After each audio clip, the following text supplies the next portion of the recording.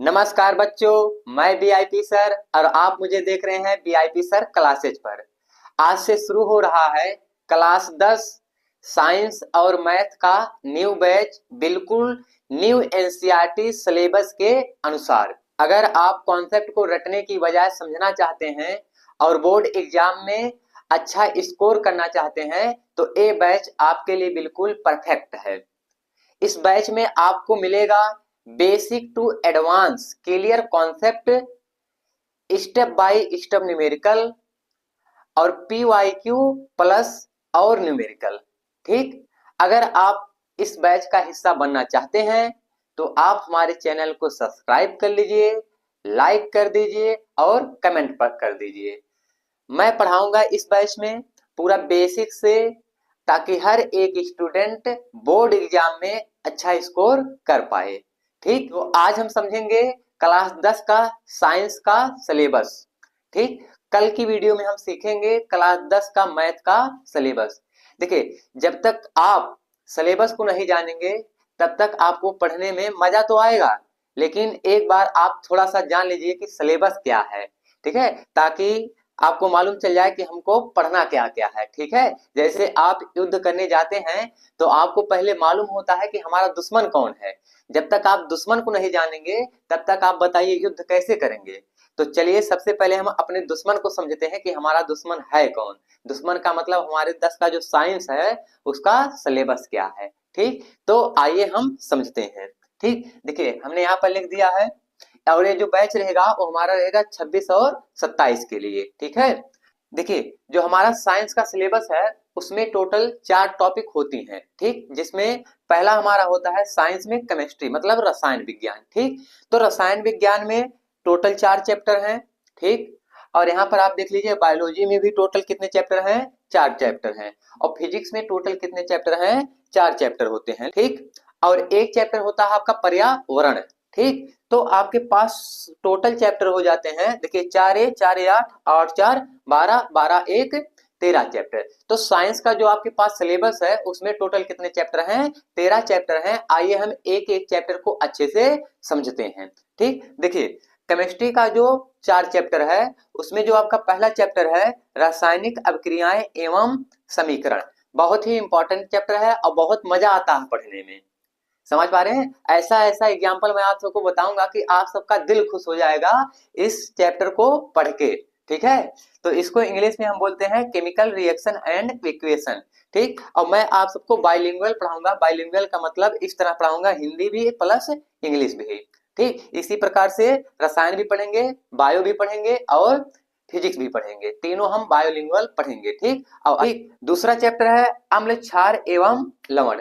ठीक, जैसे अम्ल के बारे में थोड़ा बताऊं तो जो स्वाद में खट्टे होते हैं वही क्या होते हैं, अम्ल होते हैं। जैसे आपने नींबू चखा होगा, इमली चखा होगा तो सब क्या है, अम्ल है। ठीक, करेला आपने खाया होगा, करेला तो वो क्या है आपके पास, उसका स्वाद कड़वा होता है तो वो आपके पास क्या है, क्षार है। ठीक, लवण घर पे आप नमक खाते हैं, जो नमक सब्जी में डाला जाता है वही वाला नमक क्या है, लवण है। तो जब मैं पढ़ाऊंगा तो डिटेल में बताऊंगा, बहुत मजा आएगा पढ़ने में। ठीक, अब उसके बाद यहाँ पर आ जाता है तीसरा चैप्टर हमारा धातु एवं अधातु। ठीक, धातु आप जानते हैं जो सोना होता है, मतलब जो मम्मी गहना पहनती हैं वो किसका बना होता है, धातु का बना होता है। ठीक, और देखिए हमारे पास जो अधातु होते हैं वो जैसे ब्रोमीन हुआ, क्लोरीन हुआ, ये सब हमारे पास क्या है, अधातु है। ठीक, इंग्लिश होती है metals and non metal, detail में पढ़ेंगे, बहुत मजा आएगा पढ़ने में।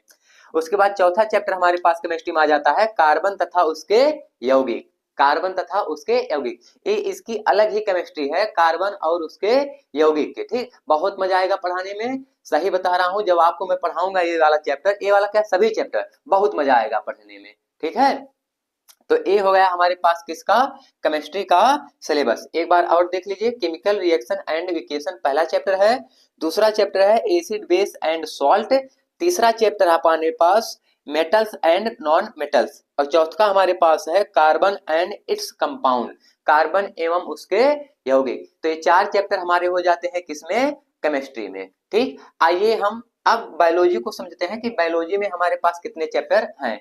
तो 4 चैप्टर इसमें भी है। पहला क्या है, जैव प्रक्रम, लाइफ प्रोसेस। इसको पढ़ाऊंगा मैं जब, तो पूरा जान लीजिए कि आपके बॉडी में जितना पार्ट होगा, डाइजेशन वाला पार्ट, जितना भी होगा सब पढ़ा दूंगा, इसमें बहुत मजा आएगा इसको भी पढ़ने में। ठीक, और दूसरा है नियंत्रण एवं समन्वय, तो इसमें हम हार्मोन्स के बारे में, अपने मस्तिष्क के बारे में, ठीक है, ये सब पढ़ते हैं। तो जब पढ़ाऊंगा तब आप देख लेना डिटेल में अच्छे से। ठीक, अभी तो मैं केवल थोड़ा सा सिलेबस के बारे में जानकारी दे रहा हूँ। इंग्लिश होता है control and coordination, control and coordination. ठीक, अब देखिए तीसरा चैप्टर हमारे पास है जीव जनन कैसे करते हैं, मतलब जो जीव होते हैं वो जनन कैसे करते हैं। जनन का मतलब होता है कि अपने जैसे संतान उत्पन्न करना ही क्या कहलाता है, जनन कहलाता है। ठीक, तो हम देखेंगे कि जो जीव होते हैं वो जनन कैसे करते हैं, तो जब पढ़ाऊंगा तब बताऊंगा। इंग्लिश है हाउ डू ऑर्गेनिज्म रिप्रोड्यूस। ठीक, अब आइए चौथे चैप्टर चलते हैं। चौथा चैप्टर है आनुवांशिकता एवं जैव विकास।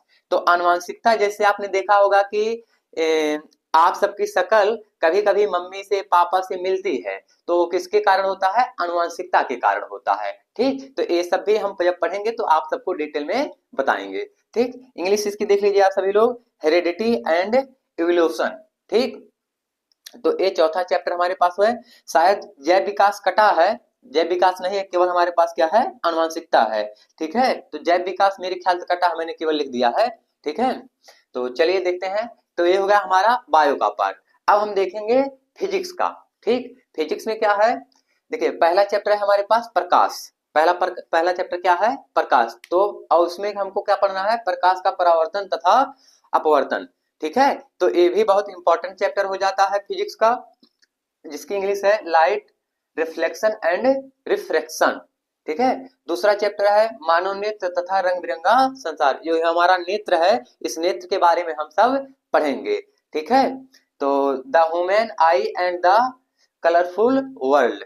ठीक, तीसरा चैप्टर हमारे पास विद्युत है, इलेक्ट्रिसिटी, विद्युत के बारे में पढ़ेंगे। जो लाइट जल रही है जिसकी सहायता से मैं अंधेरे में पढ़ा रहा हूँ, जिससे आप देख पा रहे हैं, उसके बारे में पढ़ेंगे। ठीक, चौथा चैप्टर हमारे पास है विद्युत धारा की चुंबकीय प्रभाव, मतलब विद्युत धारा के वजह से चुंबकीय क्षेत्र कैसे उत्पन्न होता है उसको हम देखेंगे। ठीक है, जिसकी इंग्लिश है magnetic effect of electric current. ठीक, उसके बाद हमारा पांचवा चैप्टर आ जाता है, जो कि फिजिक्स का पार्ट नहीं है, ये अलग ही है, पर्यावरण इन्वायरमेंटल। ठीक, तो ये है हमारे पास टोटल सिलेबस।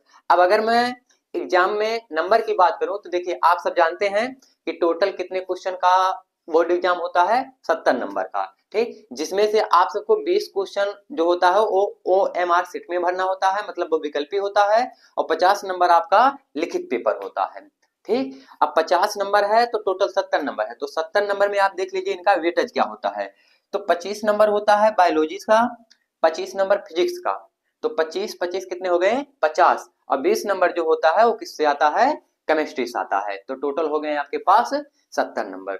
तो उम्मीद करते हैं कि ये बात आप सबको समझ में आई होगी। आप सबको ऐसी तैयारी करनी है कि एग्जाम के पहले ही आप सबका क्या हो जाए, अच्छे से तैयार हो जाए। आप भरोसा रखिए, उम्मीद रखिए कि पेपर से पहले ही मैं आप सबका सिलेबस, मैथ का सिलेबस और साइंस का सिलेबस सब कंप्लीट करा दूंगा इसी यूट्यूब चैनल पर। ठीक, तो मेरी एक लाइन है यहाँ पर, देख लीजिए आप सभी लोग, पेपर आपको फूंक मारे उससे पहले आप पेपर को फूंक मार दीजिए। बहुत ही गहरी लाइन में लिखा हूं आप सबके लिए, पेपर आपको फूंक मारे उससे पहले आप पेपर को फूंक मार दीजिए। कहने का मतलब ये है कि आपको इस तरह पढ़ना है कि पेपर आए ना उससे पहले आप पूरे चीज को तैयार कर लीजिए, ताकि आप बाद में ना पढ़िए कि पेपर आ जाए तब हम पढ़े तब तैयारी करेंगे, तब तो पेपर आपको फूंक मार देगा। समझ पा रहे हैं, आप कुछ नहीं कर पाएंगे, उड़ जाएंगे। लेकिन पेपर आपको फूंक मारे उससे पहले आप क्या करिए, पेपर को फूंक मार दीजिए। ठीक, और ये बात हो गई। दूसरी बात है यहाँ पर सारा खेल समझाने वाले का है। ठीक, अगर समझाने वाला ही अच्छा नहीं है तो आप कभी भी समझ नहीं पाएंगे। तो आप ये बात ध्यान में हमेशा रखिएगा कि सारा खेल किसका है, समझाने वाले का। ठीक, लास्ट में और मैं कुछ नहीं कहूंगा, लास्ट में जब आप बोर्ड एग्जाम का पेपर देके निकलेंगे तब उसी दिन जानेंगे कि VIP सर क्या हैं। ठीक, चलिए मिलते हैं अगले वीडियो में मैथ के सिलेबस के साथ। तब तक के लिए आप सभी को धन्यवाद।